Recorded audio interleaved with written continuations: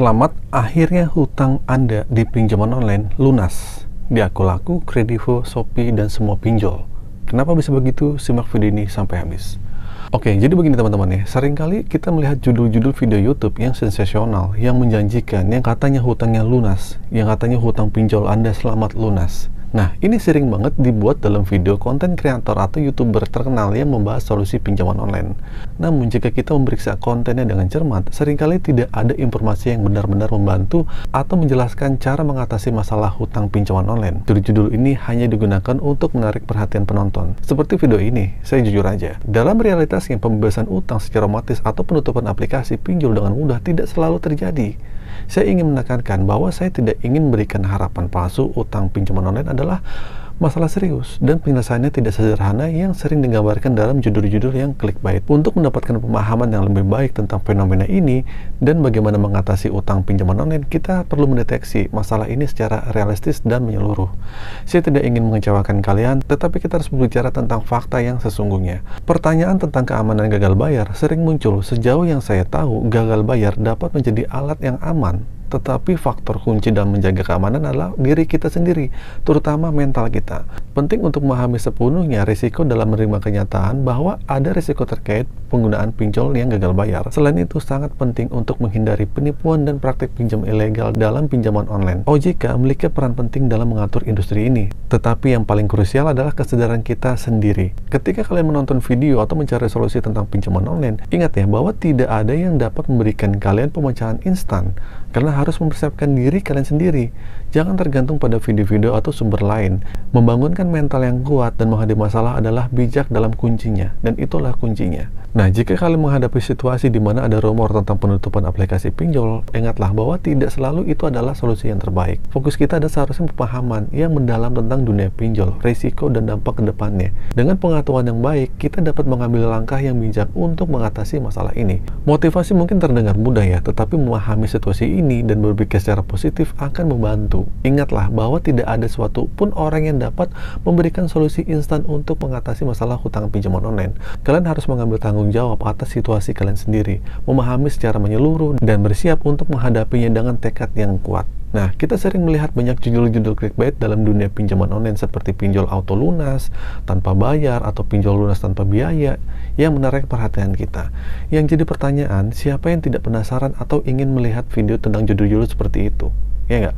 Nah, tentu saja kita semua ingin mengetahui cara-cara cepat untuk menyelesaikan utang online, dan penghasilan dari konten-konten yang membahas topik ini itu jujur aja emang besar. Nah, namun perlu diingat bahwa penghasilan ini seringkali didapatkan dengan cara yang kurang jujur nih, melalui clickbait dan tipu daya. Nah, pesan yang saya ingin sampaikan adalah bahwa ketika kalian melihat video atau konten seperti ini, kita harus menontonnya sampai habis. Jangan hanya menilai dari judulnya aja. Orang-orang yang membuat konten membutuhkan penonton untuk menghasilkan uang dong. Dan itu adalah kenyataan persaingan dalam di dunia digital. Nah, masalah utama adalah persaingan yang ketat. Orang-orang harus berusaha keras untuk menarik perhatian penonton dengan judul-judul yang menarik. Namun yang terpenting adalah kesadaran kita sebagai penonton.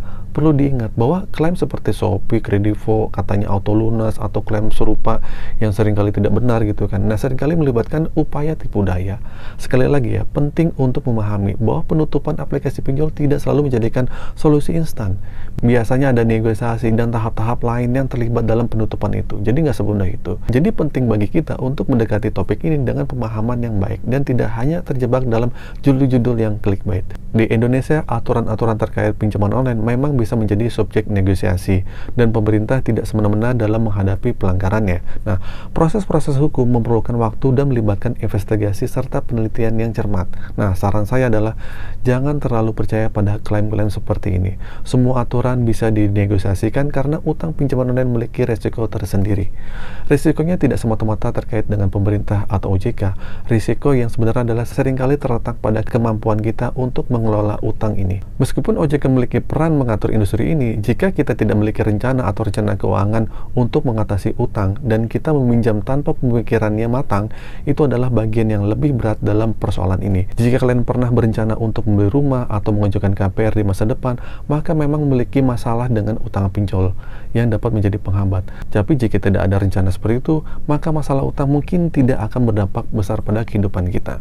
Tapi yang terpenting penting adalah kita harus belajar dari kesalahan kita dan mencari cara untuk mengubah hidup kita agar lebih baik lagi. Berhenti membayar utang pinjol dan berusaha untuk meningkatkan penghasilan atau menabung lebih banyak adalah langkah yang baik untuk mengatasi masalah utang ini. Dalam akhirnya, utang pinjol bukanlah hal-hal yang seharusnya dianggap enteng. Ini adalah tanggung jawab kita dan kita harus menjalaninya dengan baik. Sebab utang tidak akan hilang begitu saja dan kita tidak ingin terbelenggu oleh hutang di masa depannya. Tidak apa-apa dengan kondisi kalian yang galbay pinjol.